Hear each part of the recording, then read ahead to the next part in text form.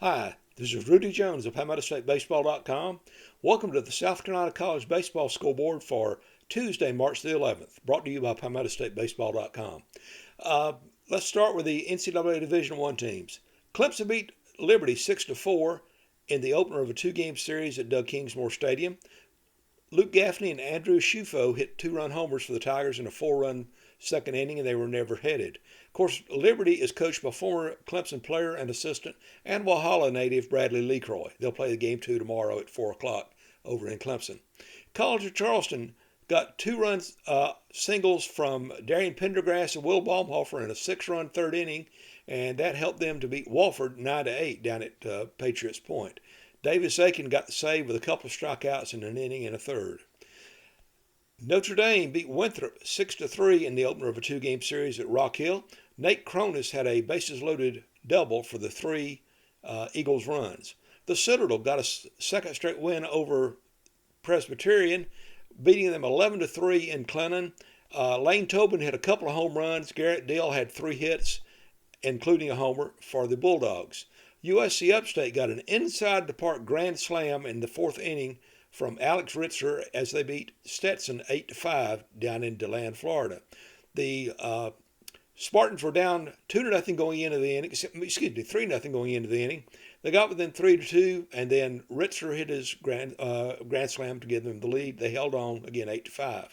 Down at Conway, Wake Forest beat Coastal Carolina 16-6 in 7 innings. The Chanticleers got a homer and 2 RBI from Caden Bodine, but Wake just overpowered them. They 7-run fourth inning really got Wake to going.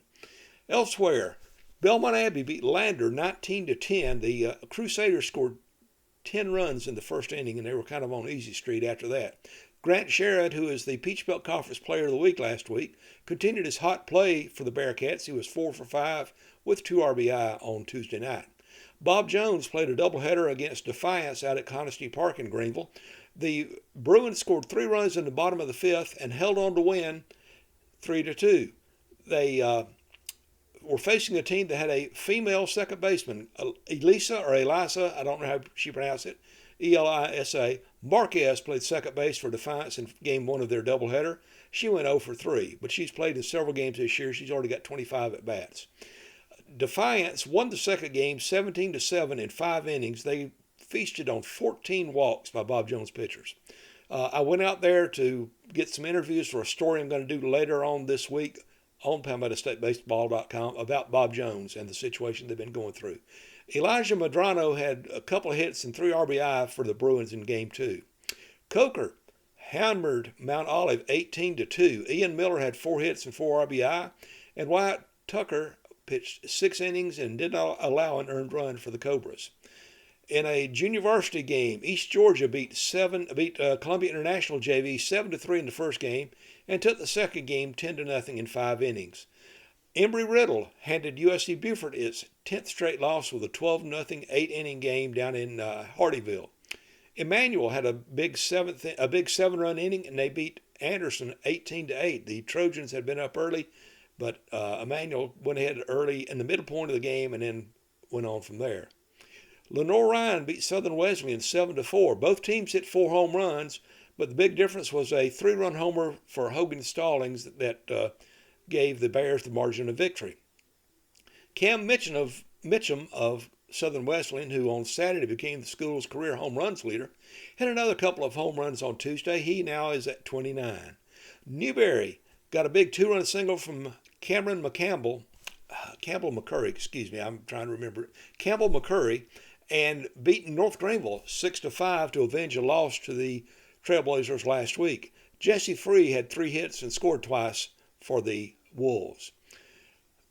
And in the other game involving a state team, Wingate beat Francis Marion 10-9. It's kind of a back-and-forth game. Wingate got a couple of runs in the top of the 9th, and Francis Marion could only get 1. Charlie Busty III had 3 hits, 2 homers, and 2 doubles and a homer, and drove in 5 runs for the Patriots. Erskine and Claflin were supposed to have played on Tuesday, but they decided to try to give Miramo Field down in Orangeburg a little bit more time to dry out from the rain. So they will play on Wednesday, doubleheader at 1. Spartanburg Methodist and Voorhees are supposed to play down in Denmark, but that game was canceled. Well, let's take a look at the schedule for March 12th in South Carolina College Baseball. Embry-Riddle and USC Beaufort will play Game 2 of their series at 2 o'clock down in Hardeeville. USC Sumter is at home against Southeastern Community College at 3 o'clock in Sumter.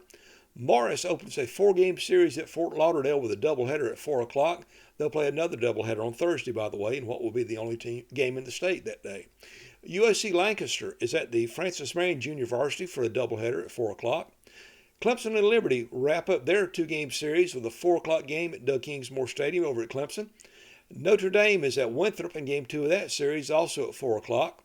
Limestone is at home against USC Aiken at 4. USC Upstate completes its series at Stetson with a 4 o'clock game down in DeLand. The Citadel is back home to play neighboring rival Charleston Southern at 6 o'clock at the Joe. And wrapping up Wednesday's schedule, Georgia State is at South Carolina at 6:30 at Founders Park in Columbia. That's the schedule for Wednesday. I gave you the scores for Tuesday earlier. You can get more information on all these things at PalmettoStateBaseball.com. I hope you enjoy my coverage. You can get live updates on X at Palmetto Base. Visit the handle. And let me know what you'd like for me to do do more things about this. This is Rudy Jones at PalmettoStateBaseball.com saying thanks and God bless.